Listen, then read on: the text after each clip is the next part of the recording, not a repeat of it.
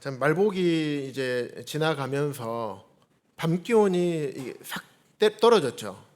신방전도 제가 목요일 날 저녁에 이제 넘어왔는데 넘어오면서 창문을 딱 내렸는데 밤 공기가 목요일부터 바뀌더라고요. 수요일까지는 좀 더웠어요, 장성은.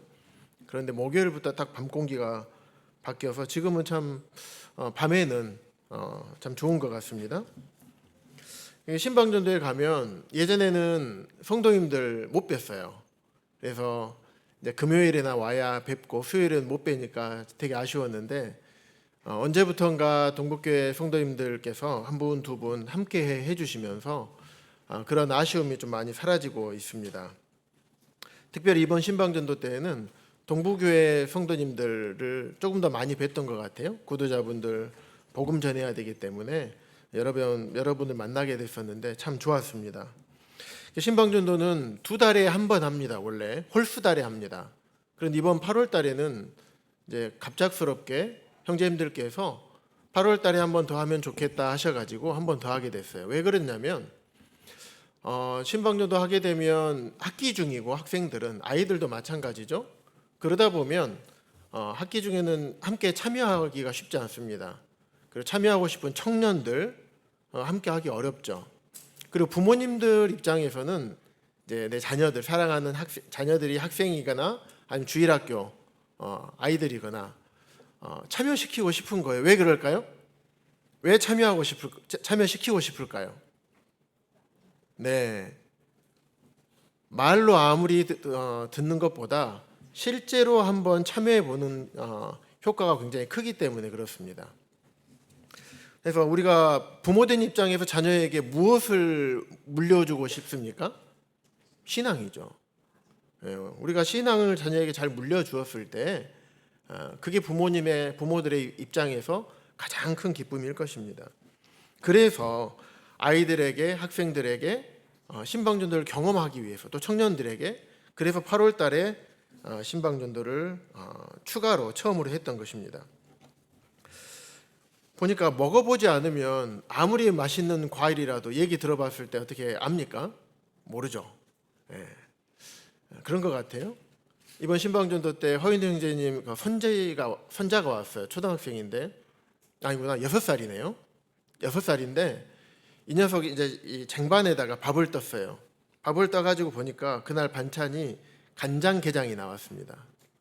간장게장이 나왔는데 얘가 간장게장을 여러 개 게딱지랑 해가지고 올려놨더라고요. 그래서 제가 야 속으로 무슨 애들이 간장 게맛을 할까? 그래서 야야 네가 게맛을 아냐?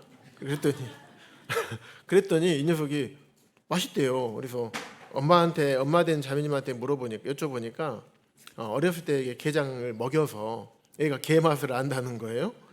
그런 것 같아요. 신방전도에 와서 얘기 들으면 잘 몰라요. 우리가 복음 전하는 사역이나 이번에 여름 성경학교나 해보지 않았을 때에는 잘 모릅니다. 그런데 해보면 그 맛을 알게 됩니다. 특히 복음 전하는 사역에 함께 동역하는 그 맛, 그 안에서 느껴지는 우리가 보는 하나님의 놀라운 성령님의 역사, 그리고 우리가 복음 전할 때 함께 하면서 느끼게 되는 우리 안에 복음의 열정이 일어나고 내가 살아있는 듯한 내가 해야 될 것을 하는구나 이런 생각들, 또 우리 마음 가운데 복음에 대한 열정이 똑같습니까? 아니면 쑥 가만히 좀 사그러듭니까? 사그러들죠. 정말 그래요. 어느 누구 하나 저를 포함해서 여기 계신 모든 성도님들 다 똑같아요. 싹 사그라듭니다.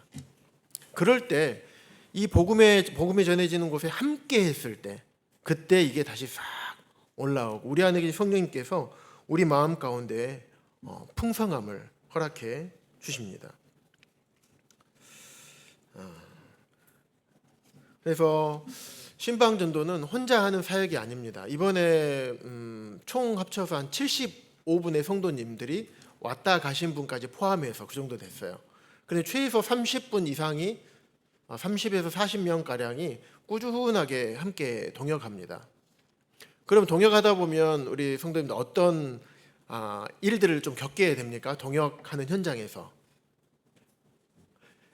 잘 이렇게 항상 기쁘고 막 즐겁게 한 마음과 한 목소리 내면서 갑니까? 아니면 때로는 삐걱대기도 합니까? 삐걱대기도 하죠.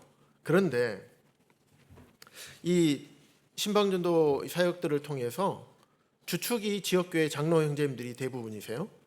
그런데 이 형제님들의 어떤 동역하는 모습들을 보면서 거기에서 동역을 배우게 됩니다. 그리고 그리스도인들이 어떤 교제를 했을 때 이 교제가 합당한 교제인가를 배우게 됩니다. 그 동역하는 모습을 통해서 성령님께서 역사를 드러내게 됩니다. 동역이라는 것이 같은 일을 하는 것이 동역이 아닙니다. 동역은 같은 일을 하되 같은 방향으로 가야 됩니다. 같은 일이지만 다른 방향으로 가게 되면 분열이 일어나죠. 동역이 될 수가 없습니다. 그래서 이 신방전도를 통해서 그런 일들을 많이 배우게 됩니다. 바울도 복음을 전할 때 혼자 전하지 않았던 것을 잘 아실 것입니다. 수많은 동역자들이 있었습니다. 바울이 이렇게 하자고 성령님께서 음성을 주셨을 때 바울을 도와서 바울과 함께 같은 방향으로 복음을 전했습니다. 뿐만 아니라 복음만 전한 것이 아니라 함께 고난도 당했습니다. 그리고 함께 힘든 것을 함께 했습니다. 위험을 함께 무릅썼습니다. 그리고 그 복음 사역에 숙소도 제공하고 또 물질로 동역했습니다. 이제는 복음을 전하는 일에는 많은 성도님들의 수고와 헌신, 기도가 있어야 이 사역이 되어집니다. 이번에 여름 성경학교 때 잘 보셨죠? 많은 여러 성도님들이 이런 부분에 함께 했기 때문에 여름 성경학교에 복음이 잘 전해질 수 있었던 것입니다. 그래서 4박 5일 보통 하는데 여기서 밥을 사 먹지 않습니다. 비용이 감당이 안 됩니다. 그래서 여기에 참여하시는 많은 성도님들께서 각자 반찬거리를 다 해오세요. 어느 지역교회는 부식을 엄청나게 농사 짓는 성도님이세요. 어느 지역교회 장로님이신데 부식을 막 몽땅 해오세요. 대파 막 길러놓은 거, 양파 수확철이 되면 양파, 그리고 어떤 분은 단호박도 가져오시고 그렇게 해서 부식들을 많이 가져오십니다. 그리고 물도 가져오신 분이 계시고 다과나 관식, 또 어느 교회에서는 어떤 성도님들은 과일을 또 몽땅 가져오십니다. 어떤 성도님께는 소를 키우시는데 자매님과 함께 복숭아도 재배하십니다. 근데 복숭아를 많이는 아니지만 이 성도님께서 복숭아를 가져오셨어요. 이분은 지난 호남학생 캠프 때 상담교사로 지역교회 장로님들이 많이 오셨어요. 또 스텝으로 고생하시는 분들 많이 대부분 지역교회 장로님들이신데 한 20여 분 정도 됐습니다. 그런데 그분들께 수고하신다고 다 복숭아를 한 상자씩 다 헌신을 하셨어요. 뿐만 아니라 그럼 간증이 너무 아멘이 돼서 성도님들께 말씀드리고 싶어서 말씀을 드리는 겁니다. 맛있는 과일은 거름을 잘 줘야지 맛있는 과일이 될까요? 아니면 종자가 맛있는 종자야 맛있는 과일을 열까요? 네, 종자가 더 중요하겠죠. 우리 전문가들 계시죠? 그래서 이 형제님이 복숭아 나무를 심을 때 심으면 3년 정도 되면 연다고 해요. 딱 먹어봐서 맛이 없으면 이 나무를 뽑아요. 네. 2개를 심어서 둘 중에 맛이 없는 거는 뽑아버립니다. 둘 다 맛이 없으면 둘 다 뽑고요.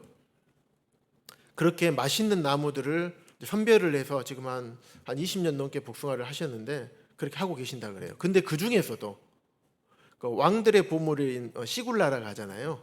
왕들이 갖고 있는, 백성들이 갖고 있는 거 말고 왕들이 갖고 있는 보물 중에 보물, 그런 것처럼 그 형제님의 복숭아 나무에 가장 맛있는 나무가 몇 그루가 있대요. 그것은 팔지 않는다고 합니다. 팔면 엄청난 소비자들로부터 호응을 얻을 텐데 그건 안 판대요. 가장 맛있는 복숭아 나무는 팔지 않고 가만히 놔둔대요. 왜 놔두냐면 복음을 전하시는 성도님들께 드리려고. 이번에 마침 8월 달에 복숭아 수확철이어가지고 그 복숭아를 맛보게 되었습니다. 보통 과일을 따면 판매할 때 그런다고 해요. 완전히 익어서 따는 것이 아니라 덜 익었을 때 따서 이제 판다고 해요. 그러니까 맛이 좀 덜하죠. 그런데 맛있는 종자인데 완전히 익어서 따니까 얼마나 맛있겠습니까? 군침이 많이 도시죠. 예. 안 드셔보신 분은 그 맛을 몰라요. 예. 엄청나게 맛있었습니다. 그래서 소도 키우니까 형제님 나중에 소도 좀 한 다리 정도 주시라고 하니까 꼬리도 주시고 그랬더니 준대요. 소가 꼬리 없어도 살고요. 한 다리 없어도 산대요. 세 달로 톡톡 뛰어다닌다 그래요. 그래서 그런 우스갯소리도 했습니다만은 물론 소 다리가 뭐 일부러 자르는 건 아니지만 다쳤을 때 어쩔 수 없이 잘라야 된다고 해요. 어쨌든 그만큼 성도들에게 흔쾌히 드리고자 하는 이런 성도님들의 헌신이 있었습니다. 쌀도 헌신해 주시고 저기 완도에서는 또 전복도 헌신해 주시면서 항상 이 형제님 하시는 멘트가 있습니다. 복음으로 장성을 전복시키자. 그래서 저희 이번에 구호가 전도지 나눠주러 갈 때 구호가 복음으로 장성을 전복시키자가 구호였습니다. 많은 이렇게 헌신을 하십니다. 어떤 성도님 구도자 복음 상담을 부탁하시면서 수고하시는 분들께 음료수나 또 맛있는 거 사드리라고 헌신하는 분도 계십니다. 어떤 분은 카페에서 복음 전하면 여름에 덥잖아요. 그러면 카페에 모시고 가서 카페에서 섬기기도 합니다. 또 기도조로 동역해 오시는 분들도 계십니다. 어떤 분은 기도하고 있던 구도자분에게 또 사랑하는 부모님과 자녀에게 복음을 전해주셔서 감사하다고 하시면서 신방전도 팀에게 식사를 제공해 주신 분도 계십니다.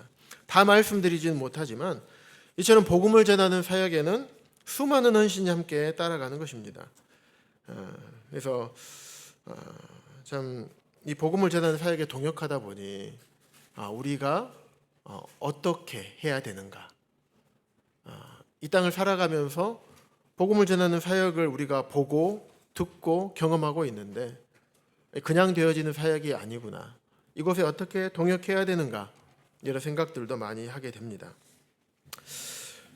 그래서 오늘 말씀은 전도할 때 이 간증과 함께 주제 말씀을 함께 나누도록 하겠습니다. 오늘 말씀의 주제는 여호와의 팔이 나타나는 복음 사역입니다. 여호와의 팔이 나타나는 복음 사역. 우리 본문 말씀 이사야서 53장 함께 보도록 하겠습니다.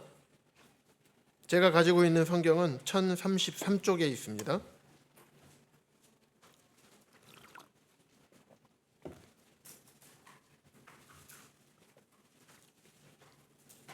(1절부터) (3절까지) 한 목소리로 읽도록 하겠습니다. 이사야서 53장 1절부터 3절입니다.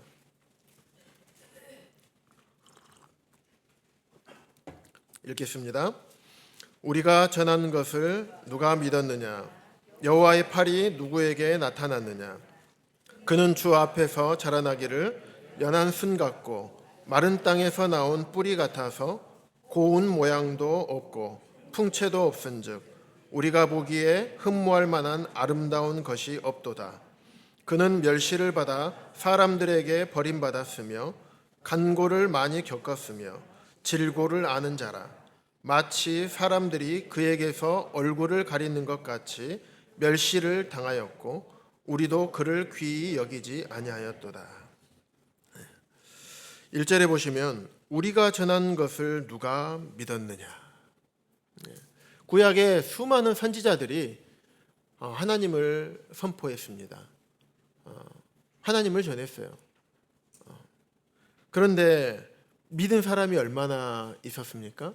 하나님이 택한 이스라엘 백성들조차도 알면서도 그렇게 하나님을 배반하고 하나님을 버리고 대신 하나님을 대체할 우상을 섬겼습니다. 예수님은 어땠습니까? 예수님은 제자들 12명 있었어요. 그 중에 한 명은 이렇게 가버리고. 복음을 전할 때 보면 구원받는 사람의 숫자보다 구원받지 못한 사람의 숫자가 훨씬 많습니다. 그래서 복음은 어떻게 보면 효율적으로 전한다, 이건 맞지 않는 말씀인 것 같아요. 예수님은 전도자셨죠. 그러면 효율성으로 따진다고 보면 예수님은 어쩌면 가장 실패한 전도자였을 것입니다. 하지만 예수님을 통해서 수많은 영혼들이 거듭나게 되었고 지금까지 거듭나게 되고 있지 않습니까? 그래서 많은 영혼들에게 우리가 복음을 전하지만 모든 사람이 구원받지 않고 아주 적은 무리들이 구원받는 모습을 보게 됩니다. 그래서 우리가 전했을 때 믿지 않는 사람들이 많이 있다고 해서 낙심하지 않기를 바랍니다. 열매를 맺게 하시는 분은 하나님이신 것이에요. 그래서 믿지 않는 사람들에게 선을 행하고 복음을 전하는 것 쉽지가 않습니다. 우리가 신방전도회 소책자 하고 있죠. 지금까지 50회 했습니다. 50회. 할 때마다 아주 적게 돌렸을 때는 2,000권, 많이 돌린 것은 5,000권 돌립니다. 그러면 어땠습니까? 50회 정도 됐으니까 꽤 많이 했겠죠. 이 수십만 권의 복음 책자를 돌렸습니다. 책자를 통해서 몇 명이나 구원받았을까요? 수십만 장 했으니까 그래도 한 10% 하면 몇만 명 구원받아야 되겠잖아요. 그렇지 않았어요. 아주 극소수입니다. 그런데 우리 마음 가운데 혹시 이런 마음이 있지는 않으십니까? 전도책자 돌리는 게 무슨 전도야? 그래가지고 뭐 누가 요즘 읽기나 해? 요즘 시대하고 맞질 않아. 그렇게 생각할 수도 있습니다.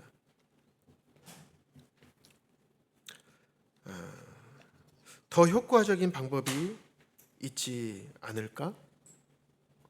전도책자 돌려서 전화 오는 사람이 있어? 흔히 극동방송 말씀을 전할 때도 이런 얘기를 여쭤보시는 분들이 계셔요. 혹시 형제님 방송 듣고 전화 오신 분들이 있습니까?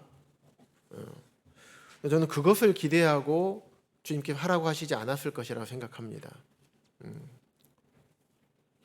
복음을 듣고 꼭 우리 교회 연결되면 좋겠지만 교회 연결되지 않더라도 그들이 복음을 듣고 구원받으면 그것으로 우리 마음에 족하지 않겠습니까? 그리고 전할 수 있다는 것 자체, 우리에게 영혼을 구원시키라고 했으면 복음 못 전할 겁니다. 하지만 우리에게는 전하라고 말씀하셨기 때문에 전하는 것 자체에 우리가 항상 감사함으로 전해야 되지 않을까 생각이 됩니다.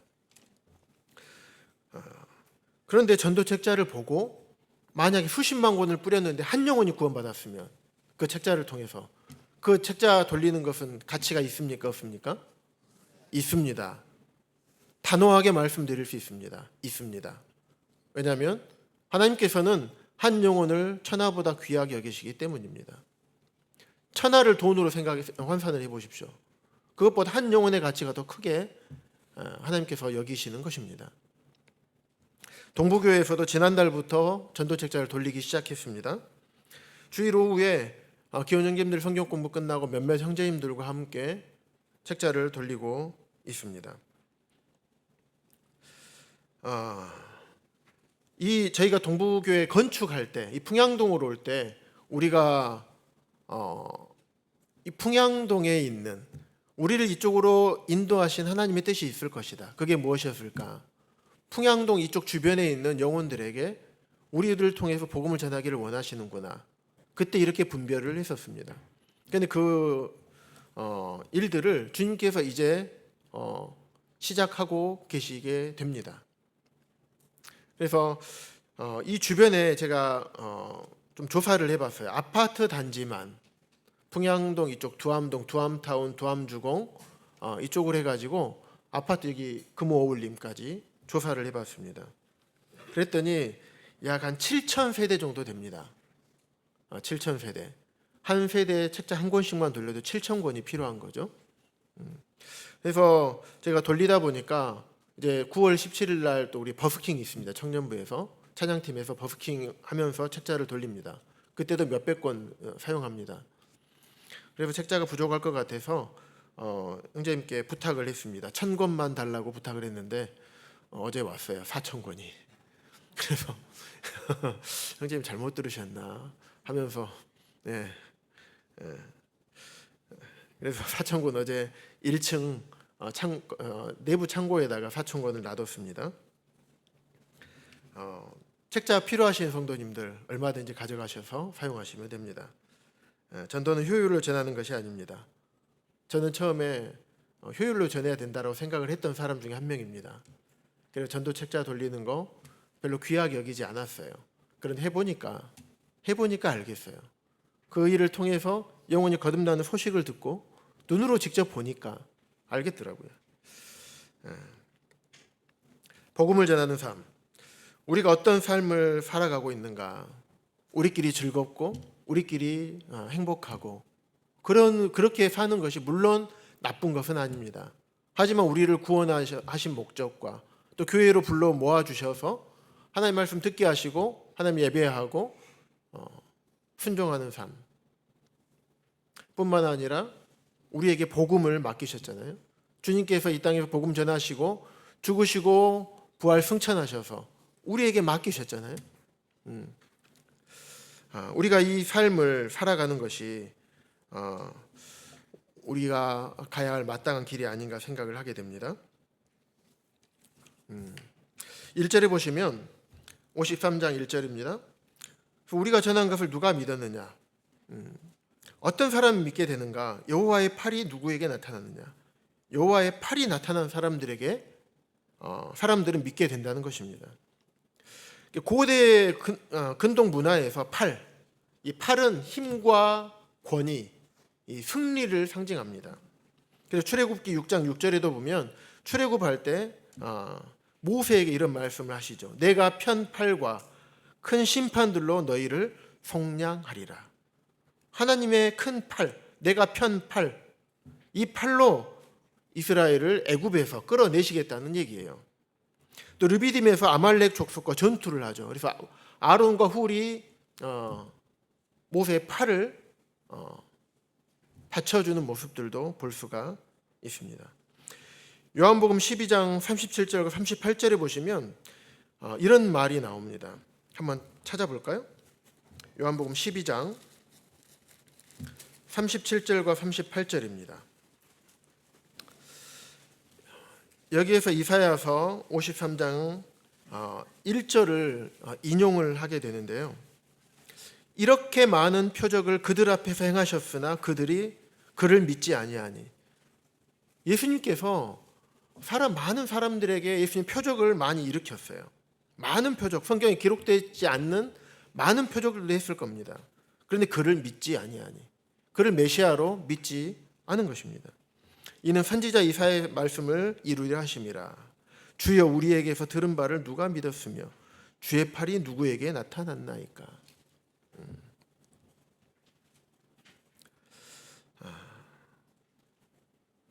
여호와의 팔을 예수 그리스도 자신이라고 말씀을 하고 있습니다. 여호와의 팔은 반드시 나타납니다. 구원의 방법이 인간의 방법과 다릅니다. 인간의 방법은 효율적이고 논리적이고 아주 화려한 언변과 놀라운 지식, 복음에 관해서 너무나 잘 알고 있고 꿰뚫고 있고 성경을 통해서 다 꿰뚫고 있고 이런 분들이 복음을 전해야지 구원을 받을까요? 아닙니다.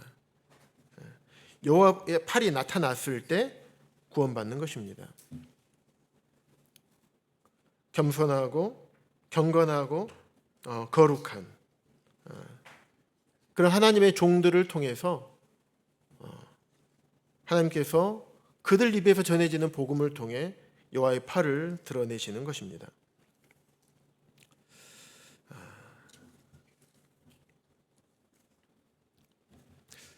그다음 2절 보시겠습니다. 그는 주 앞에서 자라나기를 연한 순 같고 마른 땅에서 나온 뿌리 같아서 고운 모양도 없고 풍채도 없은즉 우리가 보기에 흠모할 만한 아름다운 것이 없도다. 이사야서에서 예수님을 이렇게 묘사하고 있습니다. 흠모할 만한 것이 아무것도 없대요. 연한 순 같고 마른 땅에서 나온 뿌리 같다. 갈릴리 시골 목수의 아들로 태어나셨습니다. 세상에서 잘 나갔던 바울과 같은 이런 분이 아니었어요. 어쩌면 변변치 않은 평상 일반적인 사람들처럼 그렇게 보였을 수도 있습니다. 우리 모습도 이처럼 연약한 모습 아니겠습니까? 훌륭한 학자들도 없습니다. 이름도 없이 빛도 없이 헌금하시고 기도하시는 분들, 복음이 전해진 곳에 함께 동역하고 있는 분들,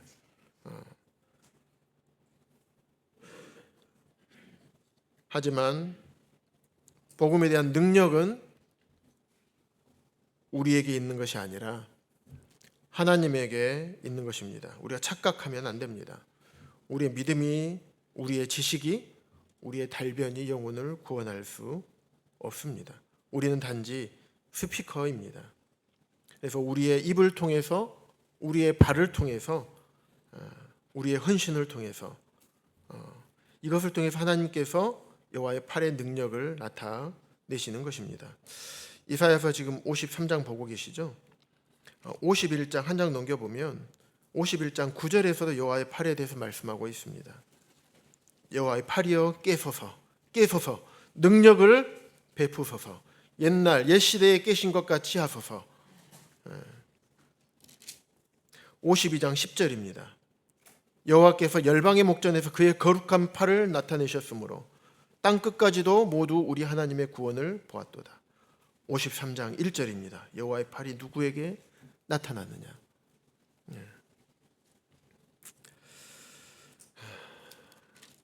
우리가 말씀을 살펴볼 때에도 우리가 또 잘 아시는 것처럼 구원의 능력은 여호와의 팔, 성령님의 능력, 하나님의 능력이 임했을 때 구원이 일어나게 된 것입니다. 그래서 하나님께서 우리를 통해서 일하시는 것을 가볍게 여기지 않기를 바랍니다. 복음뿐만이 아니겠죠. 하나님께서 우리에게 맡기신 어떤 일이라고 할지라도 영혼들을 위해서 기도하는 일, 가벼운 일 아니죠. 기도는 하나님의 손을 움직이는 능력이 있습니다. 우리에게 맡겨주신 어떤 일이라고 하더라도 가볍게 여기지 않기를 바랍니다. 감사해야 됩니다. 우리가 감히 하나님의 일을 맡을 만한 그런 자격이 있는 사람들입니까? 아니죠. 우리가 잘합니다. 어떻게 우리가 하나님의 일을 맡을 수 있겠어요? 그런데 그런 자들에게 하나님의 일을 맡기시는 거예요. 얼마나 성은이 만극할 일입니까? 그게 얼마나 큰 은혜입니까? 우리는 우리 자신의 모습을 잘 알아야 합니다.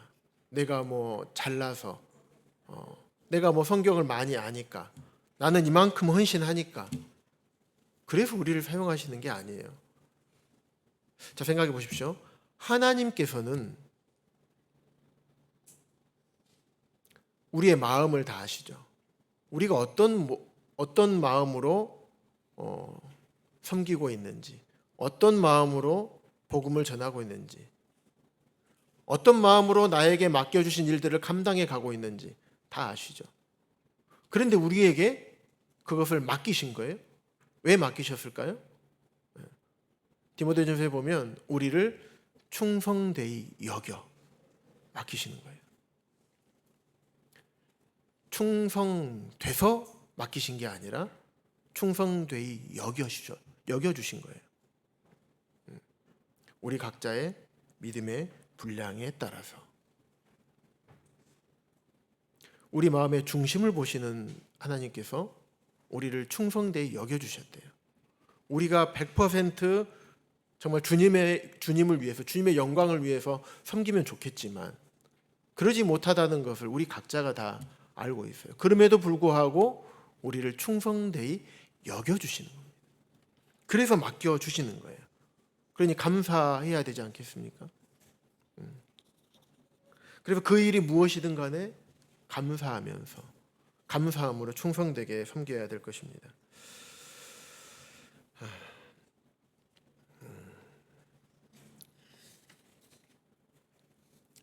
그래서 우리는 우리 자신을 우리가 알기 때문에 별 볼 일 없는 사람들 같지만 그렇지 않습니다. 반면에 우리는 대단한 사람들입니다.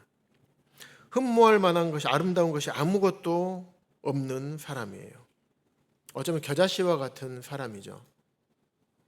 그런데 우리가 무엇을 맡아서 하고 있습니까? 하나님의 일을 맡아서 우리가 하고 있는 것입니다.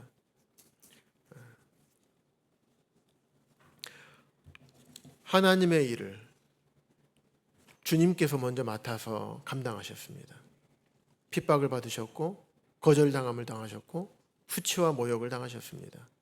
침뱉음을 당하시고 채찍에 맞으시고 십자가에 못이 박히시기까지 하나님의 일을 성취하신 것입니다. 그 예수님께서 하셨던 일을 우리가 맡아서 하고 있는 거예요. 그 일을 우리에게 맡겨주신 것입니다. 그래서 우리는 대단한 사람들입니다. 빛과 소금, 예수님께서 하셨던 빛과 소금의 역할을 우리에게 맡기셨습니다. 그렇기 때문에 우리가 복음을 전해야 되는 것입니다. 무엇을 의지해서요? 여호와의 팔을 의지해서, 하나님의 능력의 손을 의지해서, 성령님의 능력을 의지해서 이 사역을 우리가 감당해야 됩니다. 아무것도 없는 연한 순 같고 마른 땅에서 나온 뿌리 같고 고운 모양도 없고 풍채도 없는, 흠모할 만한 것이 아무것도 없는, 아무런 능력이 없는, 시편에 보면 지렁이와 같고 벌레와 같다고 했습니다. 지렁이와 벌레도 과분하죠. 아침에 있다가 사라져버릴 안개와 같은 그런 존재가 우리 아니겠습니까? 하루에도 수십 번씩 죄가 우리 머릿속에, 우리 마음속에 들어왔다 나갔다 하고 있지 않습니까?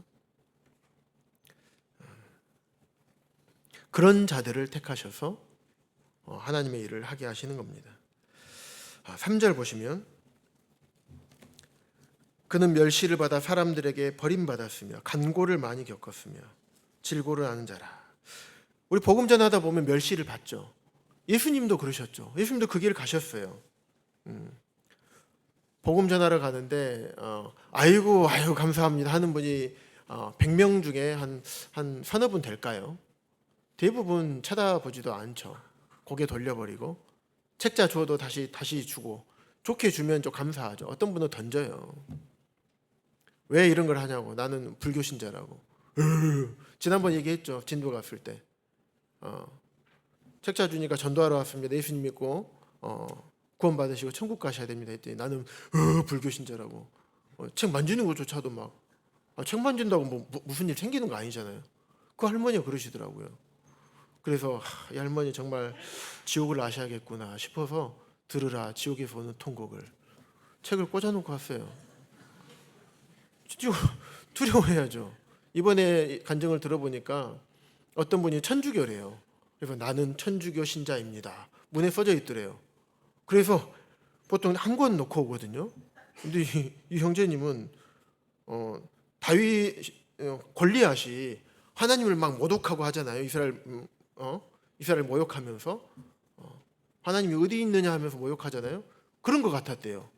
나는 천주교 신자입니다. 그래서 뭐 어쨌다고 전도지 넣지 말라는 거야? 이런 생각이 들었다는 거예요. 그래서 들으라 지옥에서 오는 통곡을 하면서 그거 한 권, 두 권, 세 권을 자기가 갖고 있는 종류대로 다 꽂아놓고 왔다 하더라고요. 우리가 그런 마음의 열정은 좀 있어야 되지 않겠습니까? 거절당할 수 있어요. 문전박대 당할 수 있습니다. 왜? 예수님도 그랬기 때문에.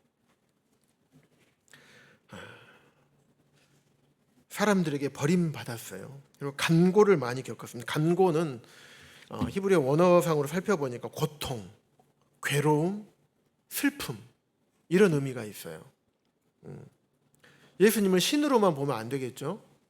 인간의 모습 예수님을 한번 생각해 보시기 바랍니다. 이걸 놓치면 안 돼요. 예수님도 고통, 괴로움, 슬픔이 있으셨어요. 그 질고는 아는 자라. 히브리어로 홀리라는 단어를 사용하는데 이게 뭐냐면 질병이에요. 질병, 근심 이런 단어로 사용되더라고요. 예수님도 아프셨어요. 네. 아플 때 아프셨고 추위와 더위를 느끼셨어요. 기분 나쁨, 자존심 상함, 멸시, 천대, 모욕, 수치 다 당하셨어요. 매맞고 피 흘리셨잖아요. 또 지치셨어요. 못 잡수셨고 머리 둘 곳조차 없으셨던 분. 예수님의 인간이신 예수님, 인자로 오신 예수님, 우리가 알아야 됩니다. 우리가 앞으로 아프고 부끄러운 것, 주님도 아프고 부끄러우셨습니다. 우리도 가족에게, 또 직장 동료에게, 친척들에게, 학교 동기들에게, 선후배들에게 복음을 전하면 멸시와 무시를 당합니다. 당연한 거죠. 복음 전할 때 아이고 감사합니다 이런 분들 많이 없어요. 멸시당하는 거 당연하다고 생각하시기 바랍니다. 그렇지만 우리는 꿋꿋하게 그 길을 가는 것. 사람들이 주님을 귀히 여기지 않으셨어요. 그런데 우리 같은 하찮은 인생들을 귀히 여기겠습니까? 우리는 어땠습니까? 우리조차도 주님을 귀히 여기지 않았던 모습이 우리에게도 있습니다. 하지만 하나님께서는 우리에게 이 복음을 맡기셨습니다. 자, 우리 따라해 보십시오. 우리. 자, 나 빼지 마십시오. 나. 예. 복음 전하다 보면 우리 죄를 다 사해 주셨다고 얘기를 하면 꼭 자기를 빼요. 우리 죄를 사해 주셨는데 내 죄가 여전히 있다고 그래요. 아니 우리 죄를 사해 주셨다니까요? 아니 그래 내 죄는 있다 그래요. 우리도 복음을 맡긴 것, 맡은 자, 우리에게 복음을 맡기셨고 나에게 복음을 맡기셨습니다.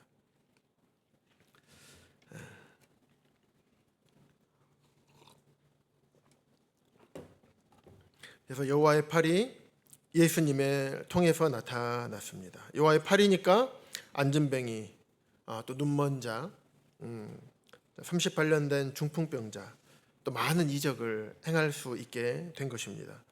우리의 모든 삶에서 여호와의 팔, 하나님의 손, 우리 뒤에서 우리를 움직이시고 우리를 통해서 말씀하시는 분, 이것이 여호와의 팔, 하나님의 손입니다. 그게 우리를 통해서 나타나는 거예요. 그럼 우리가 움직이지 않고 복음을 전하는 자들의 아름다운 발이여라고 말씀하셨는데 발로 움직이지 않고 우리에게 복음을 맡기셨는데 복음을 말하지 않고 우리에게 복음을 전하라고 하셨는데 우리 손으로 전하지 않으면 어떻게 믿지 않는 자들에게 여호와의 팔이 하나님의 능력이 나타날 수 있겠습니까? 그 인형극 많이 아시죠? 복합술사 안재우 소장, 깡여사 공연도 보신 분도 계실 텐데 인형 뒤에 손이 있으니까 움직여. 인형이 무슨 생명이 있습니까? 놔두면 아무것도 안 되죠. 그 뒤에 사람의 손이 들어가 있기 때문에 사람의 의도대로 인형이 움직이죠. 그런 것처럼 우리 그리스도인에게 그리스도인을 움직일 수 있는 능력이 무엇입니까? 하나님의 손입니다. 여호와의 팔인 거예요.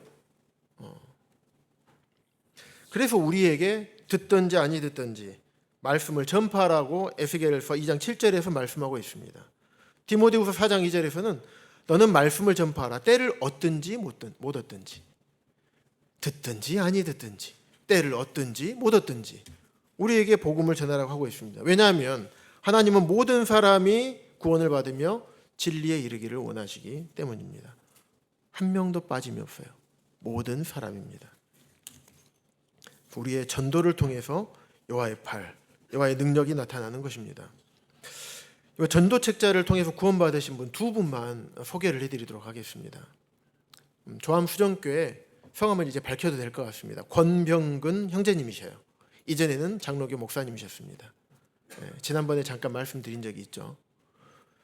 그때 재작년에 11월 달에 조암수정교회 신방전도 갔을 때 그때 나눠드렸던 전도 책자, 어떤 분이 받고 딱 구겨가지고 땅에다 버렸어요. 이분이 목사로 은퇴하시고 선교 나가려고 준비하셨던 분이세요. 그분이 지나가다 땅에 떨어져 있는 구겨져 있는 전도 책자를 보고 읽어보고 이게 복음이네 하고 조암수정교회 전화해서 복음 교제하고 구원받고 침례받고 이제 형제로 더해지게 됐습니다. 이번 신방전도 때 들은 간증입니다. 김윤정 씨라고 45세 미혼 여자분이세요. 아버지는 약국을 운영하고 계시고요. 근데 광산교회 안유미 자매님께서 이제 터미널에서 이 캐셔를 보고 계시는 것 같아요. 그런데 그때 이제 그 옆에 있는 그 아버지 약국에서 일을 하고 계셨던 그 김윤정 씨를 본 거예요. 거기서 천국은 공짜다 책자를 전달했습니다. 근데 그분이 그것을 보고 구원받은 거예요. 이게 우울증도 좀 있었고 여러 가지 좀 힘든 일들이 많았었는데 그래서 하나님을 찾았던 것 분이었어요. 그래서 어디 가면 찾을 수 있을까요? 여호와의 증인도 오랫동안 다녀보고 여기저기 찾았던 분 같아요. 근데 그에게 이 한 자매님의 손을 통해서 책자가 전해졌어요. 그것을 보고 구원받게 된 거예요. 그래서 연락이 오게 됐고 천국 공짜다 이제 유튜브 방송을 보내주고 그 방송을 통해 구원의 확증을 얻고 그랬던 분이십니다. 우리의 전도 책자, 이 한 책자를 통해서 우리의 복음 전도 한 번을 통해서 어떤 영혼이 어떻게 구원받을지 우리가 알 수가 없습니다.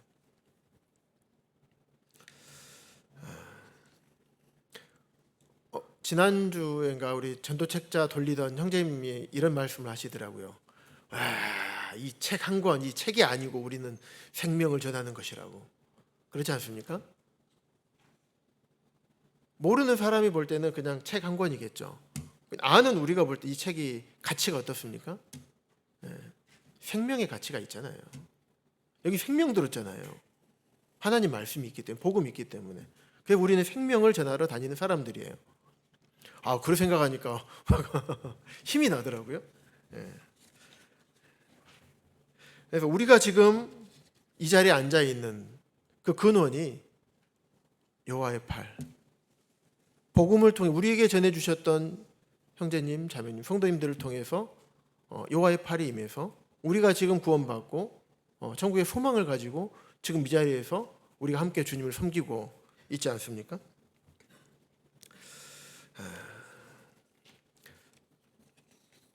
이번에 또 한 청년이 있었습니다.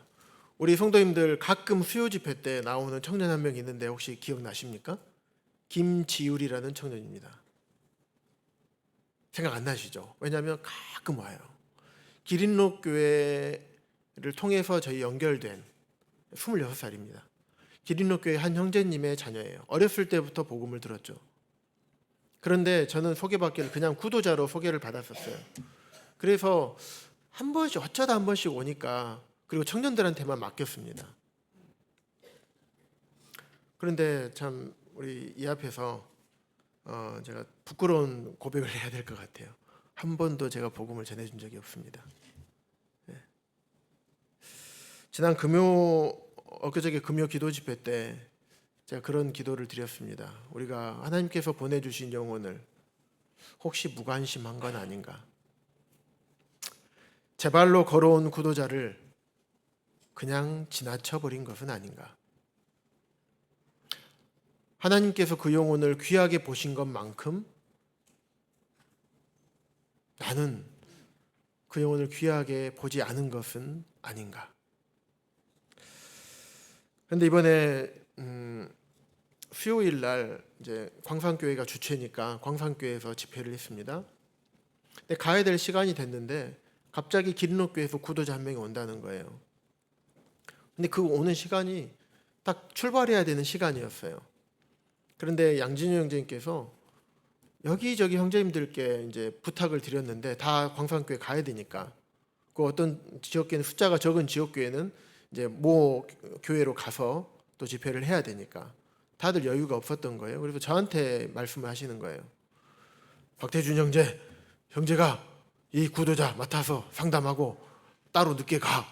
그래서 어떤 구도자인지 나이가 어떻게 되는지 전혀 말씀 안 해주시고 무조건 하라는 거예요. 그래서 근데 또 광산교회 주체니까 또 동북교회에서 먼저 한다고 할 수 없잖아요. 그래서 형제님 일단 잘 알겠습니다 하고 이제 형제님들과 상의를 했는데 결국에는 광산교회 임찬식 형제님께서 남아서 상담하고 데리고 오는 것으로 했습니다. 그런데 시간이 안 맞아서 식사만 하고 이제 따로 교회로 광산교회로 이제 데리고 오셨더라고요. 그런데 저는 복음교제 하고 왔나 보다 생각했어요. 제 뒤에 앉았으니까 뒤에 앉았구나. 딱 보니까 지우리가 왔네. 왜 왔지? 어떻게 알고 여기로 왔지? 광산교회도 한 번씩 오나? 저는 이런 생각만 했습니다. 그런데 알고 보니까 양진우 형제님께서 말씀하신 그 구도자가 이 지율이었던 거예요. 그래서 그냥 저 모르고 이제 말씀 집회 끝나고 다과를 나누고 앉아 있는데 양지윤께서 또 저한테 박태준 형제 이 청년 허이등재하고 교제 좀 시켜봐. 그래서 혹시 형제님 그 구도자가 이 지율입니까? 그랬더니 동부교회 참석한다면서 말씀을 해주셨으면 더 챙겼을 텐데 하는 생각이 들었어요. 그래서 데리고 와서 복음교제를 했습니다.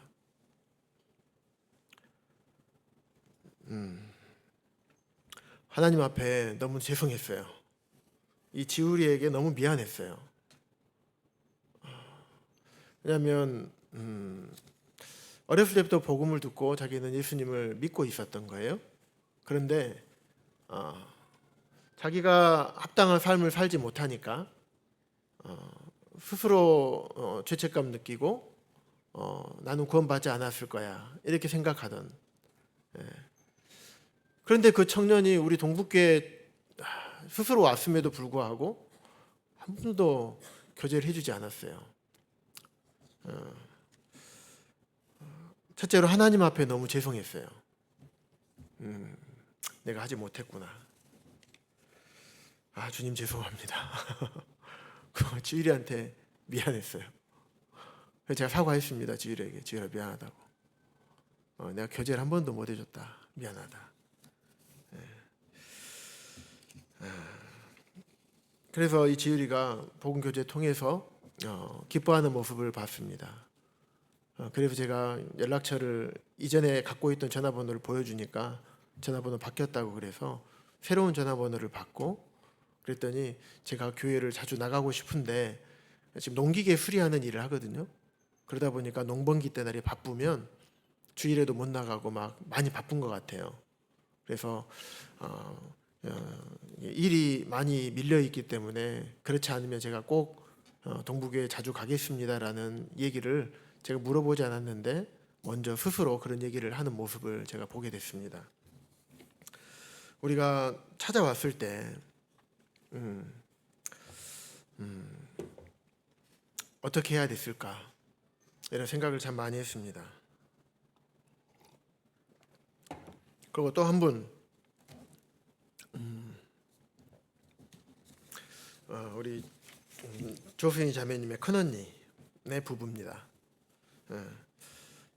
찾아갔어요. 어떻게 연결됐냐면요. 장성에 신방전도 합니다. 장성에 구도자가 있습니까? 라고 이제 성도님들께 광고 드렸잖아요. 그런데 정렬영 선생님께서 장성에 우리 계시는 것 같은데 최영래 부부가 있는 것 같은데 하시면서 살고 계신다고 하면서 얘기를 하시더라고요. 근데 부탁을 안 하시더라고요. 제가 며칠 지나서 또 여쭤봤어요. 형님 장성에 최영래 부부 사신다는데 얘기 안 해보셨어요? 했더니 얘기해봐야 되겠네 하셔서 지금 한번 전화해보세요. 그랬더니 형님께서 바로 전화를 하셨어요.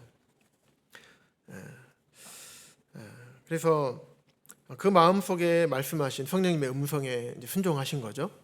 그러면서 지혜를 주셨어요. 뭐라고 지혜를 주셨냐면 시골 분들은 어떻습니까? 제가 우리 최영래 부부 복음 상담할 수 있도록 예약해놨다고. 그러니까 예약해놨다는 말에 거절을 못 하셨던 거예요. 그래 그러면 한번 들어보자 해가지고 약속을 잡게 됐어요. 갔는데 문은 굳게 잠겨있고 전화는 안 받고 얼마나 정렬이 이제 마음이 달았는지 왔다 갔다 해서 전화를 하시더라고요. 문도 두드려 보시고. 그런데 화장실에 계셨던 거예요. 그래서 이제 열어주셔서 들어갔습니다. 그런데 일반적으로 그런 것 같아요. 일반적으로 세상 분들은 교회에 대한 오해가 있으세요. 교회 가면 전도하러 왔다고 하면 교회에 오라는 얘기인 줄 알아요. 교회에 첫 번째 교회에 와라. 두 번째 와서 헌금해라. 그러니까 가기 싫단 거예요. 교회 그 건물, 목사님들이랑 그 많이 일하는 분들 다 먹여 살리려면 어차피 헌금하라는 거 아니냐. 그런 일반적인 오해들이 많이 있어요. 그래서 최영래 부부께서도 그런 오해가 있으셨던 것 같아요. 그런데 한 상담을 총 2시간 반 했습니다. 2시간 반을 했는데 한 1시간 반 정도 좀 더 됐을까 모르겠습니다만은 그 시간 동안을 통해서 하나님께서 여호와의 팔을 나타내셨어요. 그래서 그런 오해를 풀어주셨습니다.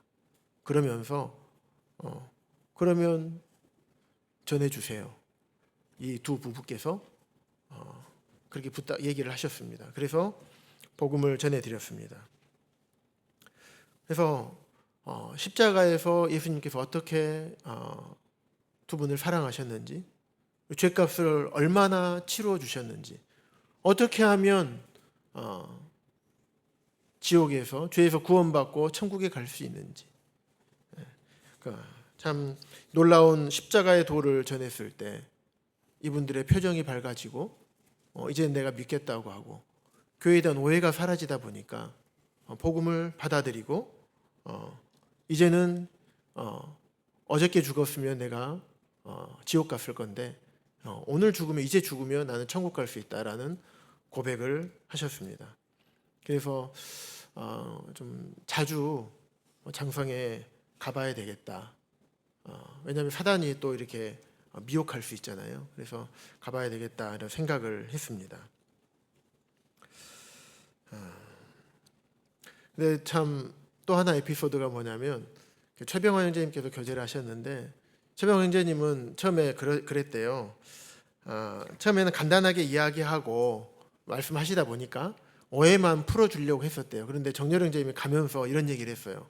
형님, 우리 오늘 끌통을 파불고 옵시다. 무슨 말씀인지 아시죠? 복음 교제하다가 하도 안 되니까, 하도 오해가 안 풀리니까 이 정도만 알려주고 가야겠다 하는데 갑자기 그 끌통을 파고 오자는 얘기가 머릿속에서 떠나질 않더래요. 그래서 안 되겠다 해가지고 결국엔 2시간 반 동안 한 거예요. 그런데 그 자리에 앉아있던 저도 한 30분 정도 한 것 같았어요. 그냥 길게 안 느껴졌던 거예요. 아무튼 참 그런 것 같아요. 가족이 전하면 쉽지 않습니다. 가족은 가족에게 어려워요. 그런데 다른 사람들을 통해서 전하면 또 잘 들으시는 경우들이 많이 있습니다. 그래서 내 가족이 극렬하게 반대하고 거부하더라도 다른 사람이 오면 순한 양이 되는 경우들을 제가 종종 봅니다. 그래서 두려워하지 마시고 다른 성도님들에게 부탁하시기 바랍니다. 복음을 전할 때 두려워하지 않기 바랍니다. 그리고 여호와의 팔, 주님의 지혜 달라고 기도하시면서 담대하게 초청하시기 바랍니다. 전화 한 통, 전화 한 통 한 것과 하지 않은 것, 하늘과 땅 차이 아닙니까? 천국과 지옥의 차이입니다.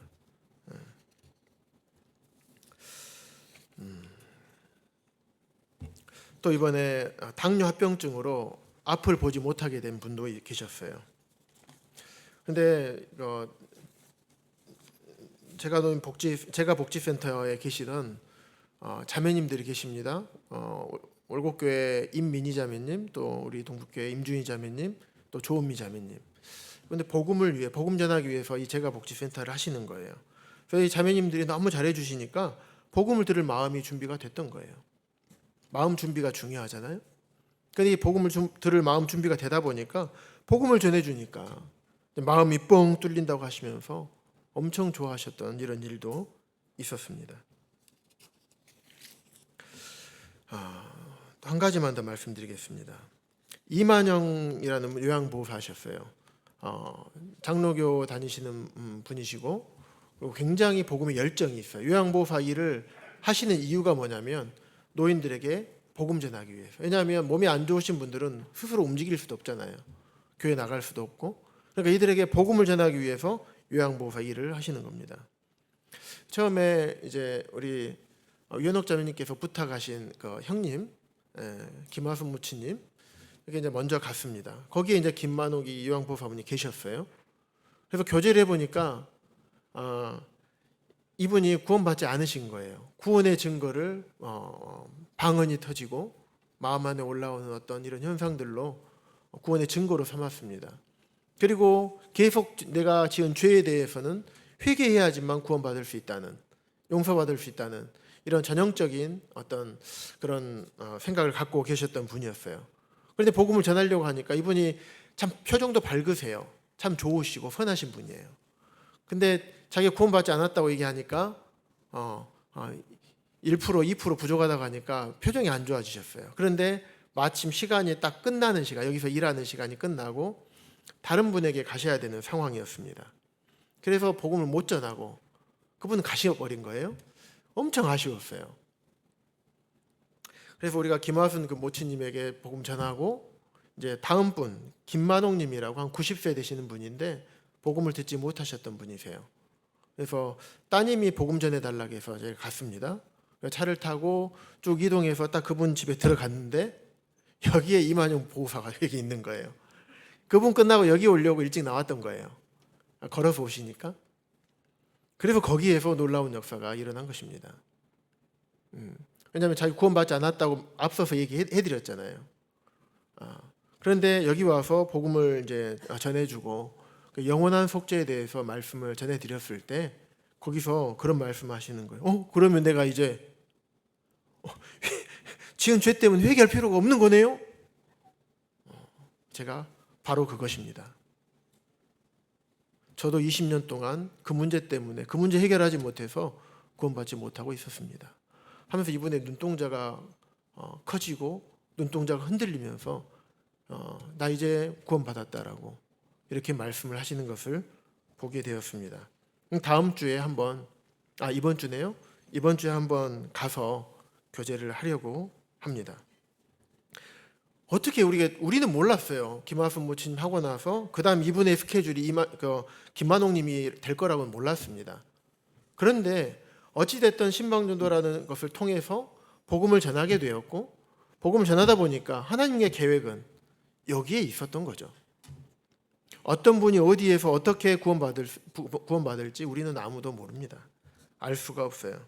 하지만 우리가 복음을 전하러 발을 옮겼을 때, 우리가 책자를 한 권 전해 주었을 때, 우리 입을 열어서 초청했을 때, 또 우리가 복음을 전해 주었을 때, 그 일을 통해서 여호와의 팔, 하나님의 손, 성령님의 능력이 일어나게 되는 것입니다.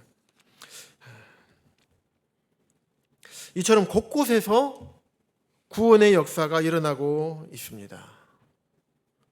기린록교회에서는 이번에 학생부 학생들 8명이 침례받았다고 합니다.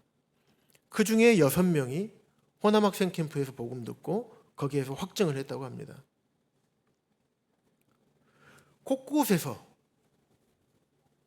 복음이 전해지고 있고 구원의 역사가 일어나고 있습니다. 그럼 우리는 어떻게 해야 될까요? 가만히 있어야 되겠습니까? 다음 달에 복음 집회 있습니다. 천국은 침노하는 자의 것이라고 말씀을 하셨어요. 마태복음 11장 12절에 보면 세례 요한의 때부터 지금까지 천국은 침노를 당하나니 침노하는 자는 빼앗느니라. 마태복음 7장 7절에도 보면 구하라 그리하면 너에게 주실 것이요 찾으라 그리하면 찾아낼 것이요 문을 두드리라 그리하면 너에게 열릴 것이라고 말씀하고 있습니다. 천국은 침노하는 자의 것, 두드리는 자는 열릴 것이고, 이거는 구도자나 성도나 똑같이 적용되는 말씀이에요. 구도자가 찾고자 하면, 복음을 듣고자 하면 천국을 얻게 될 것입니다. 천국 문을 열게 될 것입니다. 성도들은요? 성도들 입장에서는 침노해야죠. 복음을 전해줘야죠. 거절하건 그렇지 않건 간에 침노해야 됩니다. 두드려야 돼요. 그러지 않고서 어떻게 영혼이 거듭날 수 있겠습니까?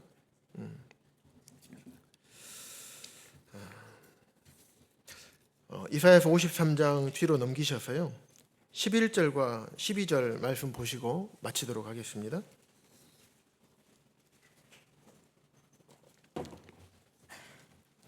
11절 보시면 그가 자기 영혼에 수고한 것을 보고 만족하게 여길 것이라. 복음을 전하는 것을 하나님께서 만족하게 여기시는 것입니다. 예수님은 십자가로 하나님을 만족시켜 드렸습니다. 우리는 예수님께서 가셨던 그 길, 복음을 전함으로 하나님을 만족하게 여기게 할 수 있습니다. 그가 자기 영혼에 수고한 것, 복음을 전하면 수고와 헌신이 반드시 뒤따르게 되어 있습니다. 하나님께서는 이 사역을 기뻐하시는 것입니다. 우리가 무엇으로 하나님을 기쁘게 할 수 있겠습니까? 기쁘게 할 자격도 없는 자들 아니겠습니까? 그런데 복음 전할 때, 그 일에 수고할 때 하나님을 기쁘게 할 수 있는 것입니다. 12절을 보시면 그러므로 내가 그에게 존귀한 자와 함께 몫을 받게 하며 강한 자와 함께 탈취한 것을 나누게 하리니 이는 그가 자기 영혼을 버려 사망에 이르게 하며 범죄자 중 하나로 헤아림을 받았음이니라. 그러나 그가 많은 사람의 죄를 담당하며 범죄자를 위하여 기도하였느니라. 여기서 그를 우리 성도들로 대체해서 생각해 보시기 바랍니다. 복음을 전하는 자들로.